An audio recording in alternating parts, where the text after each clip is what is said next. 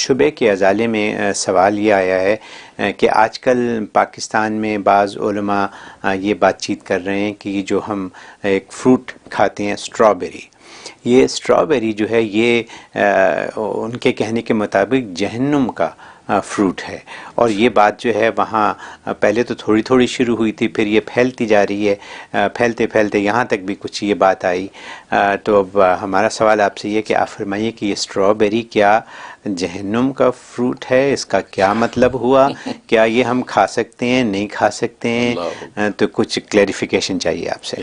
یہ تو بہت خوب لائے ہیں شعبہ بھائی جی اصل میں بات یہ ہے کہ اگر جہنم کا بھی پھل ہو بالفرض والمال جی تو کیا حرج ہے؟ سب سے بڑی چیز تو جہنم کی آگ ہے، جی آگ جہنم کی چیز ہے، بالکل ہے، تو کیا مطلب دنیا میں ہم آگ سے فائدہ نہیں اٹھاتے؟ بہت اٹھاتے ہیں ہر وقت روز۔ اور یہ جو لوہا زنجیریں، یہ لوہا جو ہے بڑی بڑی زنجیریں جو ہے اس میں باندھے ہوں گے جہنمی، زنجیریں جہنم کی چیز ہے، تو ہم دنیا میں زنجیروں سے فائدہ نہیں اٹھاتے، ہمارے سارے بڑی زنجیروں سے کھڑے کیے ہوئے ہیں۔ ایسے ہی ہے تو جہنم کا ہونا اس پر کیا دلیل ہے کہ دنیا کے اندر وہ جائز نہیں ہے؟ بلکہ خود انسان جہنم کا ایندھن ہے، پتھر جہنم کا ایندھن ہوں گے۔ قرآن نے کہا ہے کہ انسان اور پتھر جہنم کا ایندھن ہوں گے، جہنم میں ہوں گے۔ تو مطلب کیا مطلب دنیا میں انسانوں کو ملنا چھوڑ دیں، کیونکہ انسان جو ہے وہ جہنم کی چیز ہے۔ تو یہ بات تو کیونکہ آگ کا جہنم کا ہونا یہ تو بالکل صریح اور واضح ہے جی کہ آگ جہنم کا عنصر ہے، آگ جنت میں آگ ہوگی نہیں جی ہے، تو پھر آپ دنیا میں آگ سے فائدہ کیوں اٹھاتے ہیں؟ تو یہ بات تو اتنی مضحک کا خیز ہے کہ پتہ نہیں کیوں کس نے کس وجہ سے کہہ دی کہ جہنم کا پھل ہے۔ اور پھر دوسری بات یہ کہ اصل میں جس بھی عالم نے یہ بات کہی ہے ان کو بڑا مغالطہ لگ گیا، وہ شاید قرآن کریم کی آیت سے استدلال کرنا چاہتے ہوں گے۔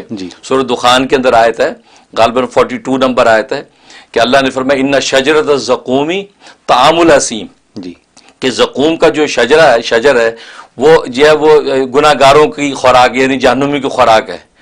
تو مزے کی بات ہے وہاں تو شجرۃ زقوم ہے، زقوم کا درخت، ان کا ثمرۃ زقوم تو نہیں کہا کہ زقوم کا پھل، وہ تو پھل کی ممانعت پیش کر رہے ہیں نا کہ یہ اسٹرابری پھل جو ہے اس کو زقوم قرار دے کر کہہ رہے کہ یہ کھانا جائز نہیں ہے۔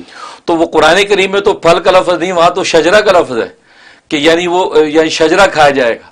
تو اس کا درخت کھانا جو ہے، درخت جو ہے وہ جہنمیوں کی خوراک ہے، اور دنیا کے اندر اس کا درخت تو کوئی نہیں کھاتا، پھل کھاتا ہے، اور قرآن میں پھل کا لفظ ہے نہیں۔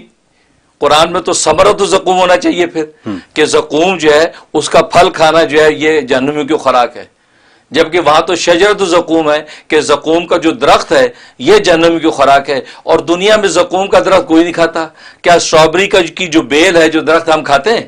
نہیں کھاتے، ہم تو پھل کھاتے ہیں، اور پھل کی ممانعت قرآن میں بھی نہیں ہے۔ جی ہاں، تو معلوم ہے کہ اگر انہوں نے زقوم کے لفظ سے یہ بات نکالی ہے تو وہ بھی ان کو مغالطہ لگ گیا کہ انہوں نے زقوم کا جو درخت جو ہے اس کو خوراک سمجھ لیا، حالانکہ جو دنیا کے اندر تو پھل کھایا جاتا ہے، جی درخت نہیں کھائے جاتے، درخت نہیں کھایا جاتا، ٹھیک ہے ایک بات۔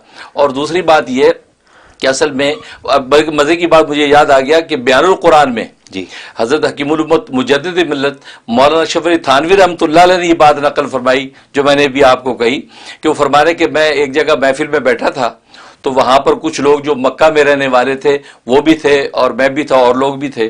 تو اس میں سے ایک شخص جو مکہ میں رہتے تھے ہندوستانی، انہوں نے یہ سوال کر دیا کہ یہاں ہمارے زقوم کا درخت ہوتا ہے، زقوم ہوتا ہے یہاں مکہ میں، تو زقوم کا جو پھل ہے وہ مائیں کھاتے ہیں، جبکہ کسی نے کہا جی قرآن میں آتا ہے کہ وہ ان شجر زقومی طعام الاسیم، کہ زقوم کا جو درخت ہے یہ تو جہنمی کی خوراک ہوگا، تو ہم یہاں کھاتے ہیں، تو کیا یہ کھانا جائز ہے؟ تو حضرت حکیم الامت تھانوی رحمۃ اللہ علیہ فرماتے ہیں میں نے ان سے کہا کہ وہاں قرآن میں تو شجرۃ زقوم کی ممانعت ہے، شجر زقوم ذکر ہے، ثمرۃ زقوم کا ذکر تو نہیں ہے جی ہے، ہم تو پھل کھاتے درخت تو نہیں کھاتے، درست۔ تو لہذا اس آیت کے تحت یہ بات آتی نہیں ہے۔ تو گویا کہ میری جو بات ہے اس کی تائید تو حضرت تھانوی رحمۃ اللہ علیہ کی اس استدلال سے ہو گئی کہ وہاں ثمرہ کا لفظ نہیں، وہاں شجرہ کا لفظ ہے۔ لہٰذا جن عالم صاحب کو مغالطہ لگا ہے تو وہ مغالطہ ان کو لگ گیا، ان کو اس سے رجوع کرنا چاہیے۔ اور پھر دوسری بات یہ کہ اگر بالفرض والمحال وہ جہنمیوں کی خوراک بھی ہو تو اس پر کیا دلیل ہے کہ یہاں دنیا میں کھانا حرام ہو گیا؟ کیونکہ جہنم کے اندر جو بھی چیز ہے وہ آگ کی بنی ہوئی چیز ہے، وہاں کے درخت بھی آگ کے ہوں گے، وہاں کے پھل بھی آگ کے ہوں گے، ہر چیز آگ کی ہے۔ تو دنیا کے اندر جو ہم پھل کھاتے ہیں یہ تو آگ کا بنا ہوا نہیں، یہ تو مٹی کا بنا ہوا ہے، بالکل صحیح تو ان کی خوراک تو آگ کے بنے ہوئے پھل کی ہے۔ جی، تو دنیا میں ہم جو ہے یہ تو مٹی کا بنا ہوا ہے، مٹی میں پیدا ہوتے، اس کی اصل مٹی ہے، تو آگ کی وجہ سے مٹی کی ممانعت کہاں سے ہو گئی؟